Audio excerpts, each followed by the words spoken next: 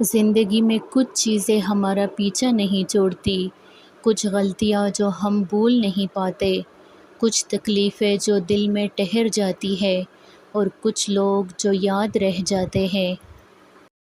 لوگوں کو لوگ مل جاتے ہیں، کوئی کسی کے بنا مر نہیں جاتا۔ یہ والی کہانی پچھلی صدی کی تھی۔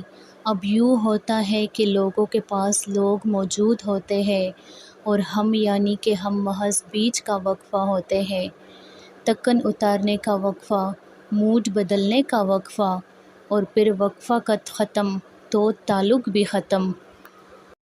کسی بھی رشتے کو نبھانے کے لیے قسموں اور وعدوں کی ضرورت نہیں ہوتی، بلکہ اسے نبھانے کے لیے دو خوبصورت لوگ ہونے چاہیے، ایک بھروسہ کرنے والا، دوسرا اسے سمجھنے والا۔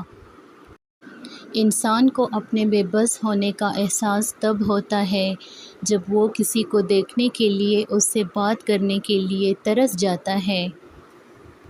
پہلی بار مجھے زندگی اس وقت مشکل لگی تھی جب میں نے جانا کہ جس بات پر مجھے رونا آ رہا ہے، اس بات پر اب دوسروں کے سامنے مجھے ہمیشہ مسکراتے ہوئے رہنا ہے۔ بہت بولتی تھی نا میں، بہت سرکاتی تھی، بہت تنگ کرتی تھی، لیکن میں نے اب خود کو ایک بار پھر بدل دیا ہے۔ عادت بدلنا مشکل ہوتا ہے، میں نے یہ غلط ثابت کر دیا ہے۔ میں نے دیکھا ہے کہ بہت بولنے سے، بہت خاموش ہونے سے بھی کسی کو کوئی فرق نہیں پڑتا، نہ پڑا ہے۔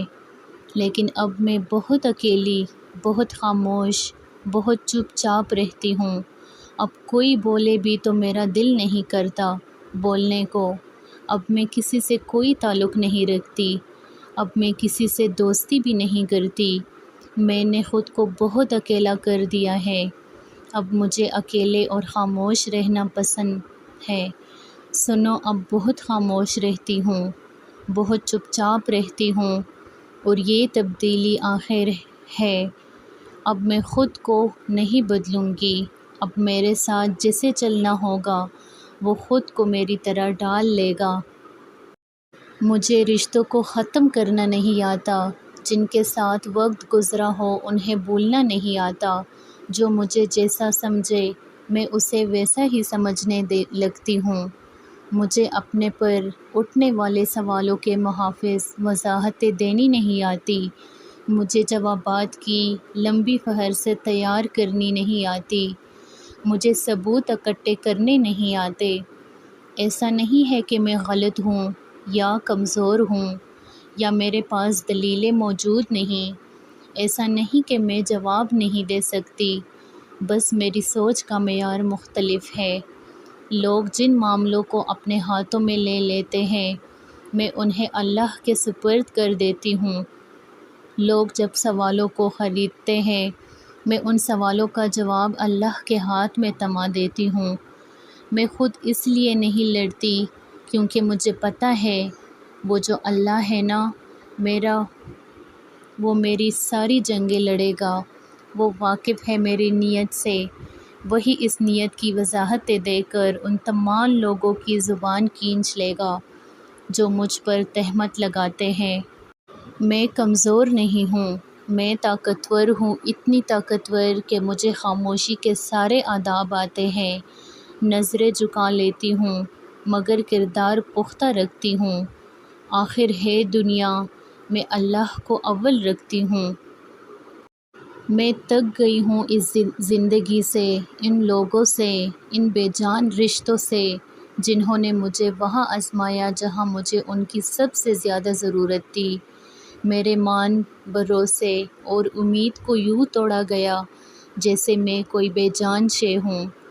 پتہ ہے یہ سب کتنی تکلیف دیتا ہے، یوں لگتا ہے زندگی کو موت آ گئی ہو، مگر پھر بھی سانسیں چل رہی ہے۔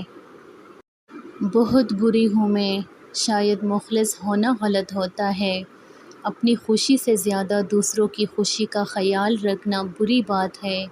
صاف صاف بات کرنا اور صحیح غلط کا فرق بتانا بری بات ہے، یا پھر کسی کو اس کی لمٹس بتانا بری بات ہے۔